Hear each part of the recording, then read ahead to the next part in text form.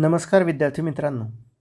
कोविड-19 साथीच्या प्रादुर्भाव काळामध्ये विद्यार्थ्यांचं हित लक्षात घेऊन महाविद्यालयाने ऑनलाईन शिकवणी वर्गांना प्रारंभ केलेला आहे आणि या उपक्रमामध्ये मी भारत गोरे लोकप्रशासन विभागाच्या वतीने आपल्या सर्वांचं स्वागत करतो. मित्रहो, BA तृतीय वर्षाच्या 5व्या सत्रामध्ये ऐच्छिक विषय असणाऱ्या लोकप्रशासनात पेपर 11वा म्हणून आपल्याला प्रशासकीय विचारवंत या पेपरचा अभ्यास करावयाचा आहे. यामध्ये आपल्याला एकूण 7 अशा विचारवंतांचा अभ्यास करावयाचा आहे की ज्यांनी लोकप्रशासन, समाजशास्त्र, व्यवस्थापनशास्त्रच नाही तर अनेक सामाजिक शास्त्रांमध्ये आपली छाप सोडलेली आहे. या विचारवंतांच्या विचारांचे विवेचन, अभ्यास अनेक सामाजिक शास्त्रांमध्ये केले जाते. या क्रमामध्ये आपल्याला सर्वप्रथम अभ्यास करावयाचा आहे तो म्हणजे फ्रेडरिक विन्स्लाव टेलर या विचारवंताचा. हा तो विचारवंत आहे ज्याला शास्त्रीय व्यवस्थापनाचा जनक म्हटलं जातं, ज्याला कार्यक्षमतेचा निर्माता या नावानेही ओळखलं जातं. मित्रहो, शास्त्रीय व्यवस्थापनाचा संकल्पनेचा आपल्याला अभ्यास करावयाचा आहे, जी टेलर पूर्व काळातही प्रतिपादित झालेली संकल्पना आहे. परंतु सर्वप्रथम व्यवस्थित, सखोल आणि शास्त्रीय दृष्टिकोनातून या संकल्पनेचा अभ्यास फ्रेडरिक विन्स्लाव टेलर यांनी केला आणि म्हणूनच त्यांना शास्त्रीय व्यवस्थापनाचा जनक असे म्हटले जाते. त्या काळामध्ये औद्योगिक संघटनांमध्ये जे प्रश्न होते, औद्योगिक अशांतता होती, तणाव होते किंवा अनुत्पादकता होती, अपव्यय होता, या सर्व समस्यांवर शास्त्रीय व्यवस्थापन एक रामबाण इलाज म्हणून समोर आला होता आणि त्या विचारांचे प्रतिपादन, त्या शास्त्रीय व्यवस्थापनाच्या सिद्धांताची मांडणी ही या विचारवंतांनी केलेली आहे. फ्रेडरिक विन्स्लाव टेलर यांनी शास्त्रीय व्यवस्थापनाची तत्त्वे आणि तंत्रे ही प्रतिपादित केलेली आहेत. या दोन्ही तत्वांना आणि तंत्रांना त्यांनी एका कॉम्बिनेशनच्या स्वरूपात घेतलेलं आहे आणि याच्या माध्यमातून कुठल्याही औद्योगिक उपक्रमामध्ये कार्यक्षमता निर्माण होते असे त्यांनी स्पष्टीकरण केलेले आहे.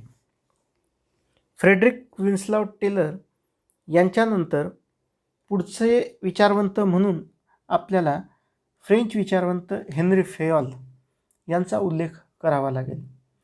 एक अभ्यास विषय म्हणून विकसित होत असताना लोकप्रशासनाच्या वाटचालीमध्ये जो सुवर्णकाळ म्हणून नोंदवला गेलेला आहे, त्या सुवर्णकाळाचे साक्षीदार किंबहुना त्या सुवर्णकाळाचे निर्माते म्हणून आपल्याला हेनरी फेयॉल यांचा उल्लेख करावा लागेल.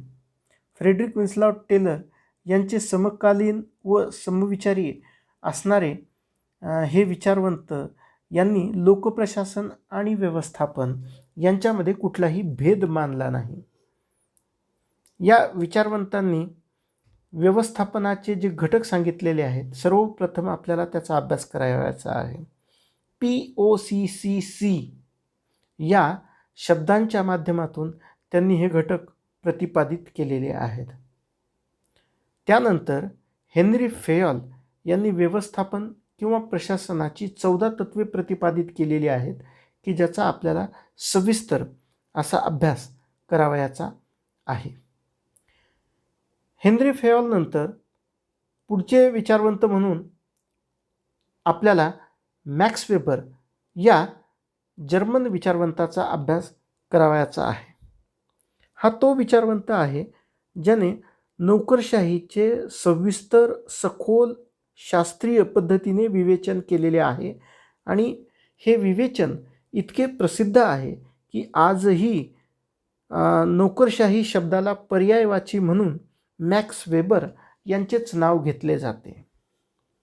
कुठल्याही संघटनेमध्ये जी संरचना कार्यरत असते त्यामध्ये नोकरशाहीचे एक अत्यंत महत्त्वाचे स्थान आहे, ज्याचे सविस्तर प्रतिपादन मॅक्स वेबर यांनी केलेले आहे आणि ते मॅक्स वेबर यांचे आदर्श प्रारूप म्हणून ओळखले जाते. कायदेशीर विवेकी असे हे प्रारूप आहे, ज्याला मॅक्स वेबर हे सर्वाधिक कार्यक्षम व्यवस्था आहे म्हणून उल्लेख करतात.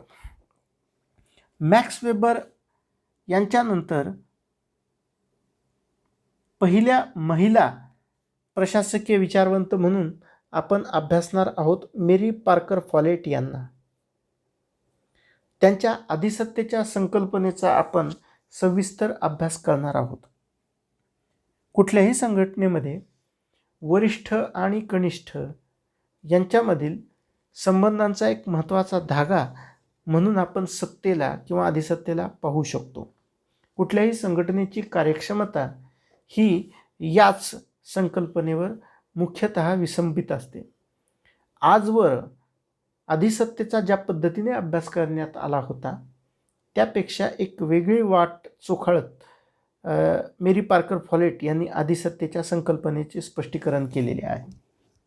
त्याच पद्धतीने संघर्ष आणि एकीकरण या संकल्पनांचेही त्यांनी विश्लेषण केलेले आहे. कुठल्याही संघटनेमध्ये संघर्ष हा अगदीच अपरिहार्य घटक म्हणून त्या पाहतात. मग असा संघर्ष आपल्याला जर टाळता येत नसेल तर त्या संघर्षाचा सकारात्मक उपयोग हा झाला पाहिजे. त्यातून एकीकरणासाठी प्रक्रिया साध्य करता येऊ शकते. हा पहिला क्रांतिकारक विचार मेरी पार्कर फॉलेट यांनीच दिलेला आहे. त्याचाच आपल्याला अभ्यास करावयाचा आहे. मेरी पार्कर फॉलेट यांच्यानंतर पुढचा अतिशय महत्त्वाचा विचारवंत की ज्याने लोकप्रशासनाच्या विचारांची आजवरची दिशा किंवा जी वाटचाल होती तीच बदललेली आहे. म्हणजे आजवर लोकप्रशासनामध्ये यंत्र तंत्र किंवा मेकॅनिस्टिक ॲप्रोचचा फार मोठा पगडा होता. शास्त्रीय सिद्धांतांची रेलचेल ही आपल्याला पाहावयास मिळत होती. परंतु या पारंपरिक वाटेवरून न जाता एल्टन मेयो यांनी हॉर्थॉर्न प्रयोग केलेले आहेत आणि सर्वप्रथम अशी मांडणी केलेली आहे की मनुष्य हा आर्थिक प्राणी नसून तो एक सामाजिक प्राणी आहे. उत्पादन ही कुठलीही एखादी आर्थिक घटना नसून ती एक सामाजिक घटना आहे. त्यांचे हे लोकप्रशासनाला एक फार मोठे योगदान आहे आणि यामुळे त्यांना मानवसंबंध सिद्धांतांचा जनक असे देखील संबोधले जाते. एल्टन मेयो यांच्यानंतर आपण पुढचा विचारवंत म्हणून हर्बर्ट सायमन यांचा अभ्यास करणार आहोत. हर्बर्ट सायमन हे ते विचारवंत आहेत ज्यांना 1978 साली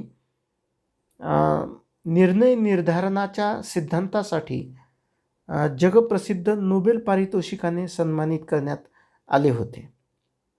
हर्बर्ट सायमन हे ते विचारवंत आहेत जे लोकप्रशासनामध्ये आजपर्यंत जे पारंपरिक सिद्धांत प्रतिपादित करण्यात आले होते त्या पारंपरिक सिद्धांतांवर टीका करतात आणि अत्यंत स्पष्टपणे सांगतात की लोकप्रशासन म्हणजे दुसरे तिसरे काही नसून फक्त आणि फक्त निर्णय घेणे होय आणि कमीत कमी नुकसान देणारे निर्णय कसे घेतले जावेत हे त्या आपल्या मॉडेलमधून किंवा प्रारूपामधून स्पष्ट करताना आपल्याला दिसतात. तत्पूर्वी हर्बर्ट सायमन यांनीच प्रतिपादित केलेल्या आणि लोकप्रशासनाच्या भविष्यकालीन सिद्धांतांसाठी वाट मोकळी करून देणाऱ्या वर्तनवादी दृष्टिकोनाचा देखील आपल्याला सविस्तर अभ्यास हा करावयाचा आहे. त्यानंतर शेवटचे विचारवंत म्हणून आपण F.W. रिग्ज यांचा अभ्यास करणार आहोत. F.W. रिग्ज हे ते विचारवंत आहेत की ज्यांच्या बाबतीत असं म्हटलं जातं की त्यांनी लोकप्रशासनाच्या अभ्यासाचा जो केंद्रबिंदू आजपर्यंत पश्चिमेकडील देश होता, तो केंद्रबिंदू त्यांनी पूर्वेकडे आणला. म्हणजे आजपर्यंत लोकप्रशासनामध्ये जी सिद्धांतांची निर्मिती झाली, ज्या प्रारूपांची निर्मिती झाली, ती मुख्यतः अमेरिका किंवा पाश्चिमात्य देश डोळ्यासमोर ठेवून झाली होती. परंतु रिग्ज हे पहिले असे विचारवंत आहेत की ज्यांनी विकसनशील देशातील प्रशासनाचा, त्या प्रारूपांचा, तेथील संरचनांचा अभ्यास केलेला आहे.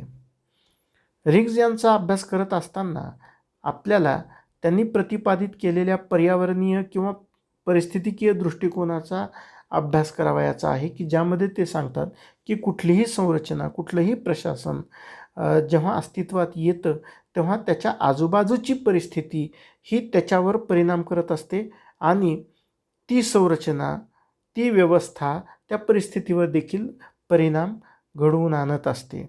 त्यामुळे परिस्थितीचा अभ्यास करणे आणि परिस्थितीला अनुरूप संरचना किंवा व्यवस्थांची निर्मिती करणे हे अत्यावश्यक आहे. कारण त्या काळामध्ये विकसनशील देश की जे पाश्चात्य देशांचे अनुकरण करत होते, त्यांच्यासाठी त्यांनी हा एक मोठा क्रांतिकारी मार्ग दाखवलेला आहे की ज्यामध्ये त्यांनी एकदेशीय प्रारूपांची निर्मिती झाली पाहिजे या विचारावर भर दिलेला आहे. आणि त्यानंतर पुढे ते लोलकीय किंवा समपार्श्वीय समाजाची मांडणी करताना आपल्याला दिसतात. हा तो समाज आहे की ज्यामध्ये हा विकसनशील देशांमधला तो समाज आहे ज्यामध्ये आपल्याला अविकसित आणि विकसित अशा दोन्ही देशांच्या किंवा दोन्ही व्यवस्थांच्या वैशिष्ट्यांचा मेळ झालेला पाहावयास मिळतो. दोन्ही म्हणजे अविकसित आणि विकसित या दोन्ही व्यवस्थांची जी वैशिष्ट्ये आहेत ती आपल्याला या समपार्श्वीय किंवा लोलकीय समाजामध्ये पाहावयास मिळतात. तर आपल्याला या लोलकीय समाजाचा अभ्यास करत असताना इतर अनेक उपसंकल्पनांचा, उदाहरणार्थ क्लेक्ट्स असेल किंवा बाजार कॅन्टीन हा भाग असेल, त्याचा देखील अभ्यास हा करावयाचा आहे. मित्रहो, हा प्रशासकीय विचारवंत या पेपर 11चा संक्षिप्त असा सिलेबस आपण पाहिला. पुढील तासामध्ये आपण फ्रेडरिक विन्स्लाव टेलर यांचे जे विचार आहेत त्यांचं सविस्तर आणि सखोल असं विवेचन सुरू करणार आहोत. तुम्हाला अभ्यासासाठी शुभेच्छा. धन्यवाद.